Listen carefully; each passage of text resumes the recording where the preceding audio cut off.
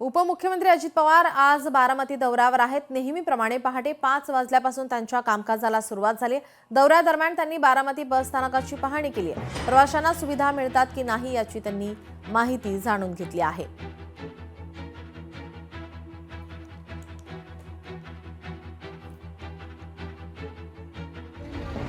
अजिबात एकत्र येऊ द्यायचे नाही। त्यासाठी आहे तो आपला इन प्रोग्रेस आहे, हा चालू आहे रोड आता काम ह्याचं सर्व्हिस रोड आहे तो. हां सर्व्हिस कार इकडे येऊन असा येतो, असा येऊन तिकडच्या ह्याला मिळतो रोड। उपमुख्यमंत्री अजित पवार आज बारामती दौऱ्यावर आहेत। नेहमीप्रमाणे पहाटे 5 वाजल्यापासून विकास कामांची पाहणी करण्यास त्यांनी सुरुवात केली आहे। स्ट्रीट फूडसाठी उभारण्यात आलेल्या दुकानांची त्यांनी पाहणी केली आहे। यावेळी व्यावसायिकांच्या आग्रहाला मान देत उपमुख्यमंत्री अजित पवार यांनी चहाचा आस्वाद घेतलाय।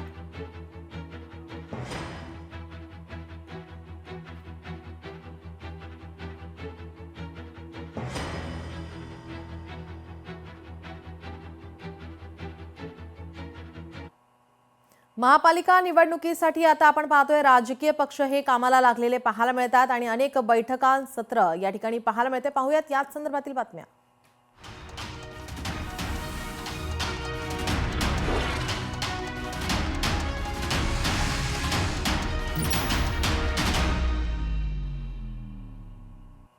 पुणे पालिका निवडणुकीसाठी आता हालचालींना वेग आलेला पाहायला मिळतोय। अनेक बैठका या ठिकाणी राजकीय पक्षांच्या होत्याना पाहायला मिळतात। दोन्ही राष्ट्रवादी एकत्र लढणार की नाही याकडे सुद्धा लक्ष लागलेलं आहे। मात्र दोन्ही राष्ट्रवादीच्या एकत्र येण्याच्या चर्चेला सध्या ब्रेक लागलाय, तर शिवसेनेचा जागाबाबतचा प्रस्ताव भाजपाने धुडकावलेला आहे। पुण्यामध्ये राष्ट्रवादी आणि शिवसेनेच्या युतीची शक्यता या ठिकाणी वर्तवण्यात येते। पुणे पालिका निवडणुकीसाठी हालचालींना वेग आलेला पाहायला मिळतो। अनेक बैठका या ठिकाणी होत आहेत। मात्र या ठिकाणी दोन्ही राष्ट्रवादी एकत्र येण्याच्या चर्चेला ब्रेक आलेला असताना शिवसेनेचा जागाबाबतचा प्रस्ताव भाजपाने धुडकावलेला आहे। त्यामुळे आता राष्ट्रवादी आणि शिवसेनेची युती होण्याची शक्यता आहे।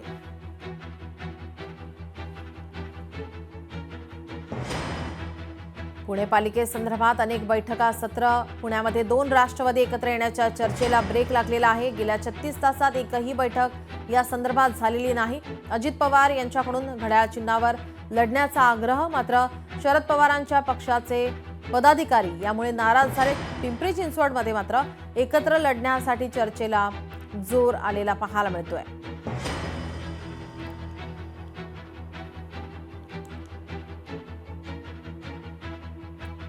तर पुण्यामध्ये शिवसेनेचा जागांबाबतचा प्रस्ताव भाजपाने धुडकावून लावलेला आहे। शिवसेनेने दिलेल्या 25 जागांचा प्रस्ताव भाजपाने धुडकावलाय। 15च्या वर जागा देण्यास भाजपाने नकार दिलेला आहे। धंगेकर, आबा बागुल यांना प्रत्येकी 2 जागा देण्यासही विरोध करण्यात येतोय।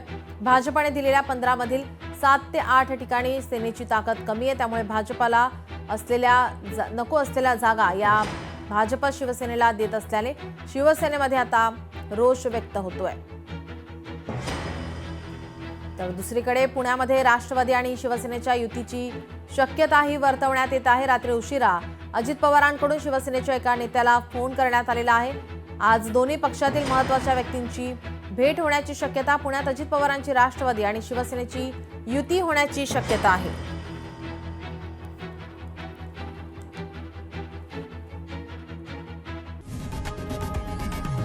लोकशाही मराठी ऐका, पहा, जागरूक रहा।